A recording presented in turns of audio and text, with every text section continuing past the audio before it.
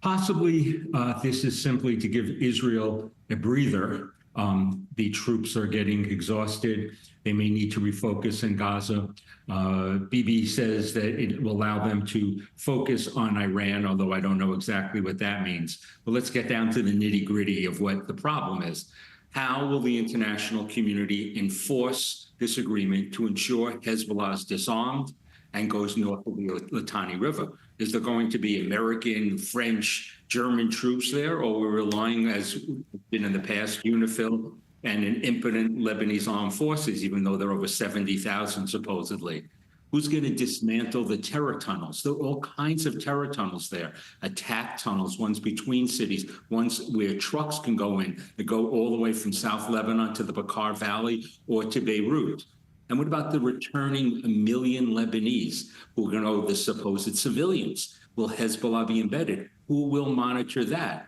And without a buffer, how will the Israeli residents feel safe going back, knowing that their plan was for their Radwan forces to attack like October 7th? So I think here the details are very, very they're playing fast and free. Netanyahu is painting this in a certain way. The one thing he hasn't mentioned, even though he said that this was related to like Iran maybe, and then we can focus there, he hasn't mentioned what the pressure was from the Biden administration. Was the Biden administration going to threaten Israel in international organizations or not give them protections? Those are the leaked rumors. The point here is, this doesn't seem to be a great victory for Israel, and Hezbollah will survive. Right, and with that said, also within the rank and file here, with the Prime Minister meeting with other members of the Security Cabinet, we have other major ministers here who didn't think it was a good idea, like Itamar Ben-Gvir and Bezalel Smotrich. So even some of his biggest supporters not in favor of this. Could this affect, the coalition itself?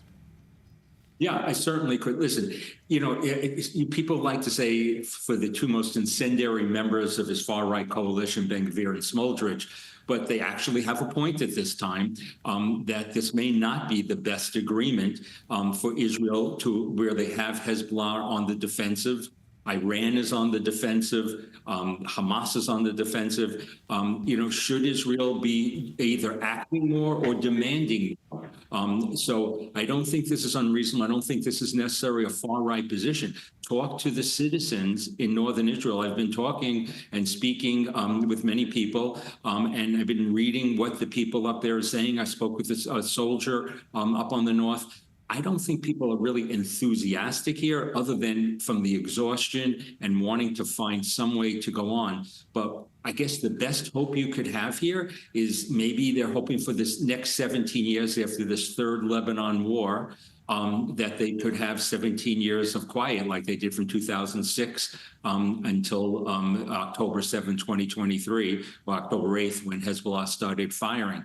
Remember, you're dealing with a U.S.-designated terrorist organization controlling a sovereign state and seems to be demanding Israel, which is the victim here, if you will, to capitulate. And America, the major ally of Israel, wants to get this over with. But these are existential issues for Israel. And unfortunately, I think you're going to be back sooner than later with kinetic actions up north.